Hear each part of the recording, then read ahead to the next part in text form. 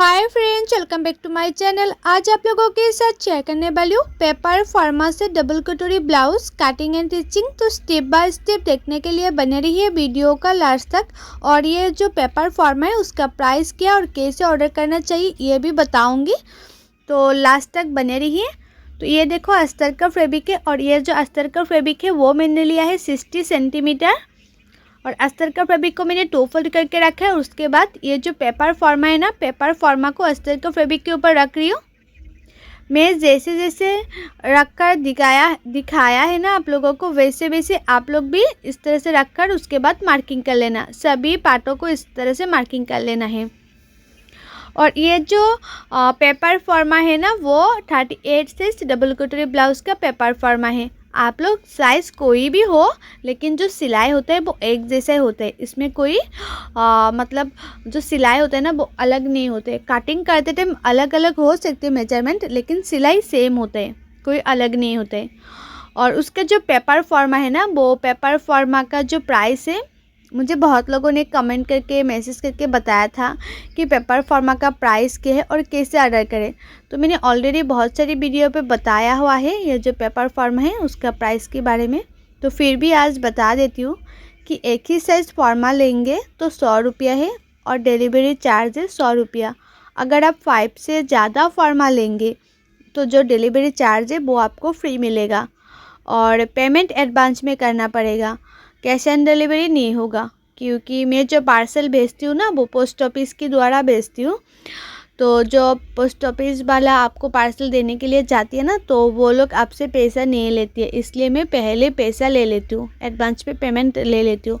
और जो लोगों को परफेक्ट फिटिंग ब्लाउज़ पेपर फॉर्मा चाहिए वो लोग मुझे इस नंबर पर डायरेक्ट व्हाट्सएप पर मैसेज करें। जिसको चाहिए वही मैसेज करे, जिसको नहीं चाहिए वो मत करिए मैसेज। बहुत लोग ना वैसे भी होता है कि ऐसे हाल चाल पूछने के लिए मुझे मैसेज करती है, फ़ोन करती है, तो मेरा भी काम होता है। तो जिसको चाहिए वही मुझे मैसेज करना या फ़ोन करना। तो देखो अस्तर का फैब्रिक में तो कटिंग करना हो गया है। अभी मैं मेन फैब्रिक में कटिंग करी हूँ और मेन फैब्रिक को ना 2 फोल्ड में रख कर कटिंग करी हूँ। और ये जो मेन फैब्रिक है ना बहुत ही छोटा था, मतलब बहुत ही कम था, तो इसमें मैंने इस तरह से एडजस्ट कर लिया है। आप लोग ना पेपर फॉर्मा से ब्लाउज़ कटिंग करेंगे तो फैब्रिक भी बहुत ही कम लगता है और टाइम भी बहुत ही कम लगता है और आसान तरीके से हो भी जाती है। और बहुत लोग ना मुझे कमेंट किया है कि जो कटोरी होता है ना वो छोटा हो जाती है, बड़ा हो जाती है, परफेक्ट नहीं बैठती है। तो आप लोग ना कटिंग अच्छी तरह से करेंगे तो जाके टीचिंग अच्छी होगा, और टीचिंग अच्छी होगा तो ब्लाउज फिटिंग्स अच्छी आएगा। इसलिए ना आप लोग हमेशा अच्छी तरह से कटिंग करना, तो कभी कटोरी छोटा बड़ा नहीं होगा। अगर जो लोगों को दिक्कत होती है, कटिंग करना नहीं आती है, परफेक्ट फिटिंग नहीं आती है, वो लोग पेपर फॉर्मा ऑर्डर कर लेना। और पेपर फॉर्मा से करेंगे, 1-2 ब्लाउज सिलाई करेंगे तो आप लोगों को ना बहुत ही ज़्यादा आइडिया आ जाएगा कि कैसे कटिंग करना है और सिलाई करना है। तो देखो मेरा तो कटिंग करने कंप्लीट हो गए है, अभी मैं सिलाई कर रही हूँ। तो मैंने मशीन पे आ गई है और ये हमारा बैक पार्ट, तो मैंने कटिंग कर लिया। और मेन फैब्रिक को ना मैंने थोड़ा सा बड़ा रखते हुए कटिंग किया है ताकि सिलाने में आसानी हो। आप लोग ना मेन फैब्रिक को थोड़ा सा बड़ा रखते हुए कटिंग करना, देखना सिलाने में बहुत ही आसानी होगा। तो देखो जैसे हमारा बैक पार्ट है ना, बैक नेक है, नेक की किनारे किनारे पे एक सिलाई कर दिया। उसके बाद हमारा जो एक्स्ट्रा मेन फैब्रिक है वो मैंने कट करी हूँ। और यह है नेक सिलाई करने का सबसे आसान तरीका है। इस नेक में कोई एक्स्ट्रा फैब्रिक भी लगाना नहीं पड़ता है, कोई पाइपिंग भी लगाना नहीं पड़ता है, सिर्फ किनारे किनारे पे इस तरह से सिलाई करो। उसके बाद एक्स्ट्रा फैब्रिक को काट कर लो और छोटे छोटे काट लगा दो उल्टा करके और एक सिलाई कर दो, तो हमारा जो नेक होता है ना वो रेडी हो जाती है। और इस तरह से करेंगे तो नेक का जो फिनिशिंग है ना बहुत ही अच्छी आती है। तो देखो मैंने इस तरह से किनारे किनारे पे एक सिलाई कर दिया। उसके बाद अस्तर का फैब्रिक और मेन फैब्रिक दोनों फैब्रिक को एक साथ रखकर उसके बाद नेक की किनारे किनारे पे सिलाई करूँगी। और मैं आप लोगों को जैसे दिखा रही हूँ ना कटिंग एंड स्टिचिंग करना, ये है सबसे आसान तरीका कटिंग एंड स्टिचिंग करना। आप लोग ना मतलब जो लोगों को कटिंग करना आता भी नहीं है और सिलाई करना आता भी नहीं है, वो लोग भी इस तरह से कटिंग एंड मतलब इस तरह से कटिंग करके ब्लाउज़ आराम से सिलाई कर सकती है।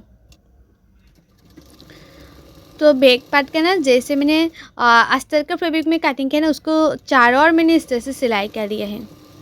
अस्तर का जो फैब्रिक है उसका चारों ओर मैंने इस तरह से सिलाई कर लिया है। मेन फैब्रिक के साथ मैंने जॉइन कर लिया है। तो मेरा ये जो बैक पार्ट है वो देखो कितना फिनिशिंग से रेडी हो गया है। और साइड से जो थोड़ा सा एक्स्ट्रा फैब्रिक है वो मैंने बाद में कट कर लूँगी। उससे पहले मैं ये जो हमारा फ्रंट पार्ट है ना, कटोरी का 3 नंबर पार्ट है ये, तो इस पार्ट को भी मैंने जो हमारा मेन फैब्रिक है, मेन फैब्रिक के साथ मैं जॉइन कर लूँगी। सभी पार्टों को जॉइन कर लूँगी। और मैं जो आप लोगों को दिखाया ना पेपर फॉर्मा, इसमें कोई मार्जिन नहीं लेना है। मैंने ऑलरेडी मार्जिन ले लिया है सभी पार्टों में। सभी पार्टों में मार्जिन ले लिया है, इसलिए मार्जिन लेने में मतलब मार्जिन नहीं लेना चाहिए। तो सभी पार्टों को मैं इसी तरह से जॉइन दे दूँगी। जो हमारा अस्तर का फैब्रिक है, अस्तर का फैब्रिक को मेन फैब्रिक के साथ मैं जॉइन कर रही हूँ। सभी पार्टों को मैंने इस तरह से जॉइन कर लूँगी। पहले जितना भी पार्ट है सभी पार्ट, और आप लोग ना जब भी जॉइन करेंगे ना तो एक एक पार्ट को चेक करके उसके बाद जॉइन करना, नहीं तो दोनों साइड एक साइड में सिलाई कर लेंगे तो उसके बाद दिक्कत हो जाएगा। इसलिए अभी मैं स्लीव सिलाई करी और स्लीव को भी इस तरह से चेक करके उसके बाद सिलाई करना चाहिए, इस तरह से। तो अब ये जो हमारा स्लीव है ना, उसी की किनारे किनारे पे सिलाई करूँगी, ज़्यादा मिडिल में नहीं, सिर्फ किनारे किनारे पे सिलाई करूँगी। 2 सूत मार्जिन लेकर सिलाई कर रही हूँ। उसके बाद इस तरह से उल्टा करना है, उल्टा करके एक सिलाई कर देना है। मेन फैब्रिक में अभी सिलाई नहीं करना है, सिर्फ अस्तर का फैब्रिक में सिलाई करना है। उसके बाद मेन फैब्रिक और अस्तर का फैब्रिक दोनों फैब्रिक को एक साथ रखकर जॉइन कर लेना है।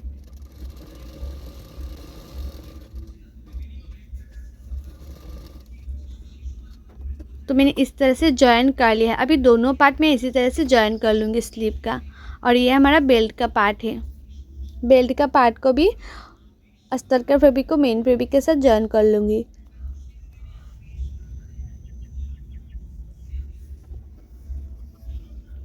और उसके बाद हमारा जो एक्स्ट्रा मेन फैब्रिक है, एक्स्ट्रा मेन फैब्रिक को काट कर लेना है।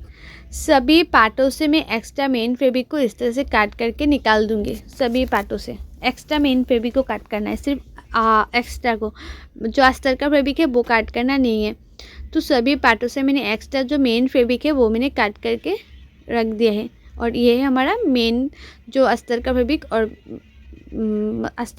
हमारा मेन फैब्रिक। तो अभी मैं बैक पार्ट सिलाई करूँगी, मतलब बैक पार्ट में टेकन दे दूँगी। तो दोनों पार्ट को मैंने इस तरह से किया है। उसके बाद मैंने इस तरह से साइड से ट्विन छोड़ते उसके बाद मैंने फोल्ड किया है और टेकन के लिए मैंने छोटा सा कट लगा दिया है। और टेकन का जो चौड़ा है वो आप लोग 1/2 इंच ले लेना, और टेकन का जो लंबा है वो आप लोग 3.5 इंच ले लेना। उसके बाद टेकन दे देना है और दोनों साइडों में मैंने टेकन इसी तरह से दे दूँगी। और टेकन देने के बाद ना आप लोग हमेशा ध्यान से देखना कि टेकन देने के बाद ना जो बैक पार्ट होता है वो नीचे की साइड में तिरछा हो जाती है। टेकन देने के बाद, पहले नहीं होता है, टेकन देने के बाद तिरछा हो जाती है। तो तिरछा पार्ट को ना इस तरह से 2 फोल्ड कर लेना है और साइड से तिरछा पार्ट को काट करके सीधा कर लेना है। तो मैंने इस तरह से काट करके सीधा कर लिया है। और उसके बाद नीचे भी एक्स्ट्रा पट्टी लगा के फिनिशिंग दे देना है। तो मैंने 1 इंच का चौड़ाई में एक्स्ट्रा पट्टी लिया है। जो अस्तर का फैब्रिक बचा हुआ था ना, वही अस्तर का फैब्रिक में यूज़ कर रही हूँ। तो किनारे किनारे पे एक सिलाई कर दिया है। अभी उसको इस तरह से फोल्ड करके उसके किनारे किनारे पे मैंने और एक सिलाई कर दिया। अभी उसको पीछे की तरफ फोल्ड करते हुए सिलाई कर लूँगी। तो ये जो हमारा बैक पार्ट है ना वो रेडी हो जाएगा सिलाई करना। तो देखो मेरा ये जो बैक पार्ट है ना वो सिलाई करना कंप्लीट हो गया है। अभी मैं फ्रंट पार्ट सिलाई करूँगी। फ्रंट पार्ट मतलब कटोरी का पार्ट सिलाई करूँगी। उसका देखो गुलाई का शेप बहुत ही अच्छा है ये बैक पार्ट का, और फिनिशिंग भी बहुत ही अच्छा हुआ है। अभी मैं कटोरी सिलाई करूँगी। तो कटोरी को मैंने इस तरह से रखा है, एक एक पार्ट को चेक करके उसके बाद सिलाई करूँगी। तो एक के ऊपर एक रखा है मैंने कटोरी को। उसके बाद किनारे किनारे पे सिलाई करूँगी, ज़्यादा मिडिल में नहीं, सिर्फ किनारे किनारे पे सिलाई करना है। तो मैंने किनारे किनारे पे सिलाई कर दिया है।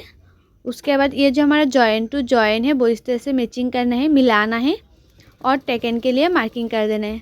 तो मैंने मार्किंग नहीं किया, डायरेक्ट सिलाई कर दिया। और टेकन का जो चौड़ाई वो आप लोग 1/2 इंच से भी बहुत ही कम लेना। और उसके बाद 1/2 इंच मार्जिन रखकर और एक सिलाई कर देना है कटोरी में। तो देखना उसका जो शेप है ना परफेक्ट आती है। तो देखो कितना परफेक्ट आया है। अभी दूसरा कटोरी को भी मैंने इसी तरह से सिलाई कर लूँगी। पहले किनारे किनारे पे एक सिलाई कर दूँगी, उसके बाद जो कटोरी का जॉइन टू जॉइन है, जॉइन टू जॉइन मिलाते हुए टेकन के लिए भी सिलाई कर लूँगी। इस तरह से मिलाऊँगी और टेकन सिलाई कर लूँगी। और टेकन का जो लंबा है वो सीधा तक रखना है इस तरह से, और चौड़ाई तो 1/2 इंच से भी कम। और उसके बाद 1/2 इंच मार्जिन रखकर और एक सिलाई कर देना है किनारे किनारे पे। तो उसके बाद देखना जो कटोरी का शेप होता है ना बहुत ही अच्छी आती है, परफेक्ट आती है। देखो कटोरी का शेप कितना परफेक्ट है। उसके बाद ना आप लोग चेक कर लेना कि फ्रंट साइड के जो कटोरी का जॉइन टू जॉइन है वो मैचिंग कर रही है कि नहीं। तो ये देखो परफेक्ट मैचिंग हो रही है। अभी जो कटोरी है, कटोरी के साथ जो 3 नंबर पार्ट है वो मैं जॉइन करूँगी। आप लोग ना कटोरी में 3 नंबर जो पार्ट होता है ना वो पार्ट जब भी जॉइन करेंगे ना तो ज़्यादा खींचना नहीं है पार्ट को, हल्के हल्के हाथों से दोनों पार्टों को मिलाते जाना और सिलाते जाना है। ज़्यादा खींचेंगे तो छोटा बड़ा हो जाएगा, उसके बाद और भी दिक्कत आएगा, इसलिए ज़्यादा खींचना नहीं है। और थोड़ा सा एक्स्ट्रा फैब्रिक था साइड में तो मैंने काट कर लिया है। तो देखो कटोरी में जो 3 नंबर पार्ट है वो जॉइन करना कंप्लीट हो गए हैं। और दूसरा पार्टों में भी मैं इसी तरह से जॉइन कर लूँगी। सिर्फ हल्के हल्के हाथों से दोनों पार्ट मिलाते जाऊँगी और सिलाते जाऊँगी। और उसका जो मार्जिन है ना वो मैंने 1/2 इंच रखे, 1/2 इंच मार्जिन रखकर उसके बाद सिलाई कर रही हूँ। मतलब कटोरी का जो जॉइन है वही मैंने सिर्फ 1/2 इंच रखे है। तो देखो 1/2 इंच मार्जिन रखकर किनारे किनारे पे एक सिलाई कर दिया। थोड़ा सा एक्स्ट्रा फैब्रिक था वो उन्हें काट कर लिया है। अभी मैं नीचे भी बेल्ट लगा के फिनिशिंग दे दूँगी। और ये हमारा बेल्ट का पार्ट को मैंने कटोरी के ऊपर इस तरह से रखे और 1/2 इंच मार्जिन रखकर सिलाई कर लूँगी। ज़्यादा मार्जिन नहीं, 1/2 इंच मार्जिन रखने कर, मतलब 1/2 इंच मार्जिन रखने से हो जाती है। तो उसको इस तरह से फोल्ड करते हुए उसके ऊपर और एक सिलाई कर दिया, बेल्ट के ऊपर किनारे किनारे पे और एक सिलाई कर दिए। उसके बाद मैंने इस तरह से रखे और एक सिलाई कर दिए। तो मैंने बेल्ट में 2-2 सिलाई लगाया है।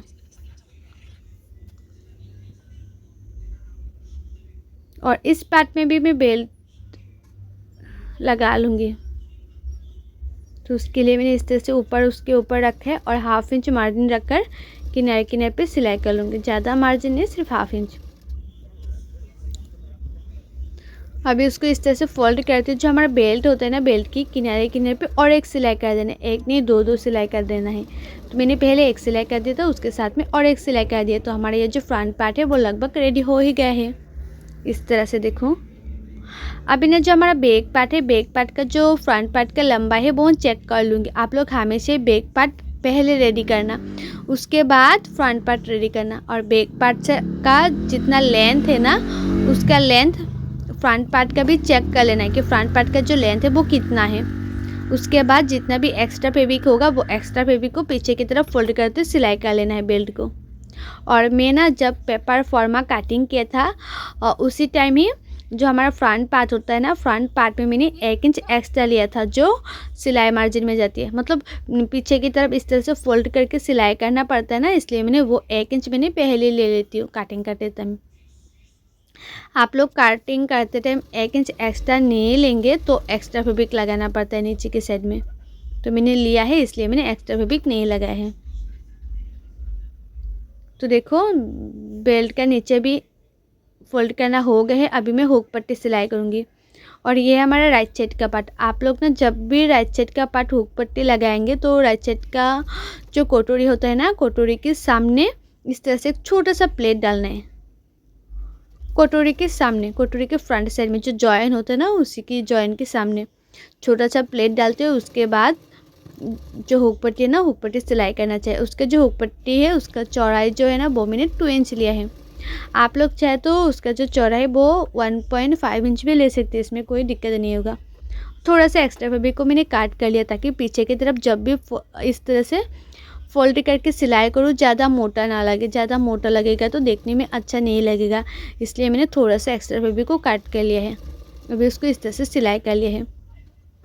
तो हमारा ये जो राइट साइड है उसका तो हुक पट्टी लगाना हो गया है और लेफ़्ट साइड में भी हुक पट्टी लगा लूँगी। और लेफ़्ट साइड में हुक पट्टी लगाना बहुत ही आसान है, तो मैंने लेफ़्ट साइड में हुक पट्टी जो है ना वो लगाना नहीं दिखाया है, आप लोग खुद ही लगा लेना।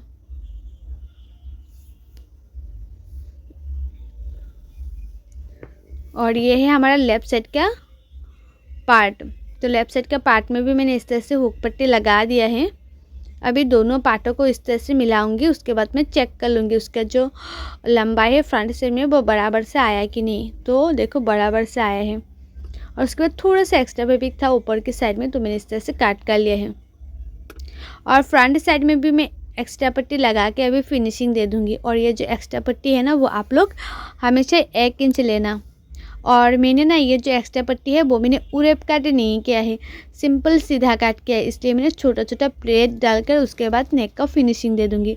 आप लोग ना नेक में पाइपिंग लगाएंगे या एक्स्ट्रा फैब्रिक लगाएंगे तो उरेप काट करना, क्योंकि उरेप काट नहीं करेंगे तो पीछे की तरफ जब भी आप फोल्ड करके सिलाई करेंगे तो फिनिशिंग अच्छा नहीं आएगा, इसलिए उरेप काट करेंगे तो बहुत ही अच्छा फिनिशिंग आएगा। और देखो फ्रंट साइड में मैंने एक सिलाई कर दिया है, जो मैंने एक्स्ट्रा फैब्रिक लगाया है नेक का फिनिशिंग देने के लिए। और उसके बाद पीछे की तरफ मैंने फोल्ड करते और एक सिलाई कर रही हूँ, पीछे की तरफ फोल्ड करते हुए मैं सिलाई कर रही हूँ इस तरह से। और एक पार्ट में मैंने जिस तरह से नेक का फिनिशिंग दिया है ना, दूसरा पार्टों में भी इसी तरह से मैं नेक का फिनिशिंग दे दूँगी। तो देखो एक पार्ट में नेक का फिनिशिंग देना हो गया है, अभी दूसरा पार्टों में भी नेक का फिनिशिंग दे दूँगी इसी तरह से।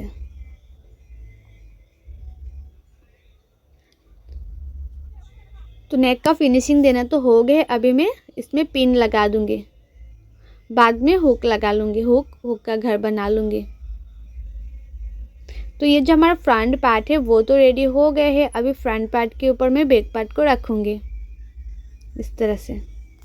उसके बाद मैं शोल्डर सिलाई करूँगी। और शोल्डर को भी आप लोग 1/2 इंच मार्जिन रखकर सिलाई करना, ज़्यादा मार्जिन नहीं चाहिए शोल्डर में, ज़्यादा मार्जिन देंगे तो अच्छा नहीं लगेगा देखने में, इसलिए 1/2 इंच मार्जिन रखकर शोल्डर को सिलाई कर लेना है। और दोनों शोल्डर को मैं इसी तरह से सिलाई कर लूँगी। एक शोल्डर जैसे सिलाई किया ना, दूसरा भी ऐसे सिलाई करूँगी।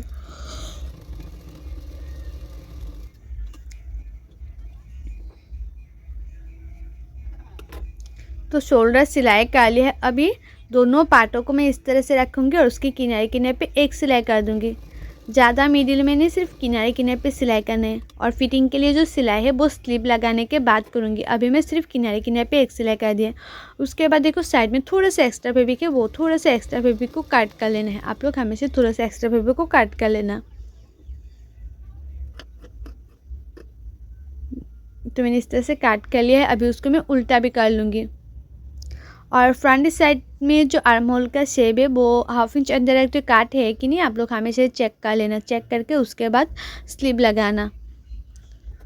आर्म होल के साइड में 1/2 इंच अंदर तो काट नहीं होंगे तो फ्रंट साइड में जो आर्म होल होता है ना उसमें झूल आ जाती है। तो आप लोग हमेशा ही स्लीव में भी 1/2 इंच अंदर तो फ्रंट साइड में काट कर लेना और ब्लाउज में भी काट कर लेना। उसके बाद स्लीव लगाना। तो स्लीव का जो मिडिल है, स्लीव का मिडिल से और हमारा जो ब्लाउज का शोल्डर होता है ना, शोल्डर के मिडिल से स्लीव को लगाना चाहिए, तो परफेक्ट होते हैं। कभी भी टाइट भी नहीं होता है, लूज़ भी नहीं होते हैं और परफेक्ट फिटिंग आती है। तो देखो 1/2 इंच मार्जिन रखकर मैंने स्लीव को भी इसी तरह से सिलाई कर रही हूँ। ज़्यादा मार्जिन नहीं रखे, सिर्फ 1/2 इंच मार्जिन रखा है स्लीव सिलाई करने के लिए। और एक स्लीव जैसे सिलाई किया है ना, दूसरा स्लीव को भी मैं इसी तरह से सिलाई कर लूँगी। तो देखो हमारा ये लगभग हो ही गया है स्लीव सिलाई करना। और दोनों स्लीव में इसी तरह से सिलाई करूँगी।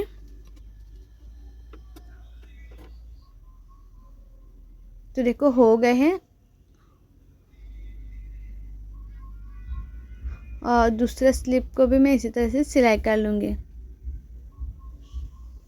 स्लीव का मिडिल में मैंने मार्क कर दिया और ये जो हमारा शोल्डर है, शोल्डर का मिडिल से मैंने स्लीव को लगा लिया है इस तरह से। अभी उसको मैं उल्टा कर लूँगी। और आप लोगों का चेस्ट जितना है, कमर जितना है और मोहरे जितना है, इतना ही ले लेना। तो मेरा चेस्ट जितना है इतने में पहले मार्किंग कर लिया है इस तरह से। और कमर जितना है कमर के लिए भी मार्किंग कर लेना है। मैंने ना जब कटिंग करती हूँ तब कमर के लिए मार्किंग नहीं करती हूँ, जब फिटिंग के लिए सिलाई करती हूँ ना तब कमर का मार्किंग लेके मतलब कमर का मेजरमेंट लेके उसके बाद सिलाई करती हूँ। और मोहरी जितना है इतना ले लेना, उसके बाद इस तरह से मार्किंग करके उसके बाद सिलाई करना, देखना परफेक्ट होगा, कभी भी टाइट लूज नहीं होगा ब्लाउज़। और मेरे यूट्यूब चैनल पर ना ब्लाउज़, कुर्ती मतलब हर स्टाइल का blouse, kurti, Patiala pant, full cutting and teaching video step by step मेरे यूट्यूब चैनल पर ऑलरेडी अपलोड है। आप लोग नहीं देखे तो जाके ज़रूर देखिएगा। और कटिंग एंड टिचिंग सीखने के लिए मेरे यूट्यूब चैनल को सब्सक्राइब भी कर दीजिएगा। और जो लोग मेरे पेज में देख रहे हैं वीडियो वो लोग मेरे पेज को फॉलो कर देना कटिंग एंड टिचिंग सीखने के लिए। तो देखो दोनों साइड में मैंने फिटिंग के लिए सिलाई कर दी है। और ये हमारा ब्लाउज़ का फाइनल लुक, मैंने फ्रंट साइड में हुक भी लगा दिया है। और ये हमारा ब्लाउज़ का फाइनल लुक। और देखो फिनिशिंग कितना अच्छे से आए हैं, फ्रंट साइड का जो कटोरी का जॉइंट टू जॉइन है वो कितना मैचिंग करी है। और आप लोगों को मेरा ये ब्लाउज़ का कटिंग एंड टिचिंग वीडियो कैसा लगा है कमेंट करके ज़रूर बताना। और अच्छा लगा तो लाइक करना, शेयर करना एंड मेरे यूट्यूब चैनल को सब्सक्राइब भी कर देना। और जो लोग मेरे पेज में देख रही है वीडियो वो लोग मेरे पेज को फॉलो कर देना है कटिंग एंड टिचिंग सीखने के लिए। सो बाय, थैंक्स फॉर वॉचिंग, मिलती हूँ नेक्स्ट वीडियो पे।